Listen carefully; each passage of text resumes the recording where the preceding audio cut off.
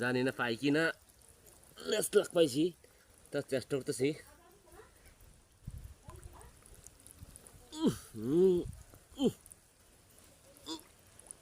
যাইস না, হারাই গেছে এত নিচে। এই যে এই যে বন্ধুরা উল্টা লয়ে আছে, ঘুরা লয়ে আছে বন্ধুরা।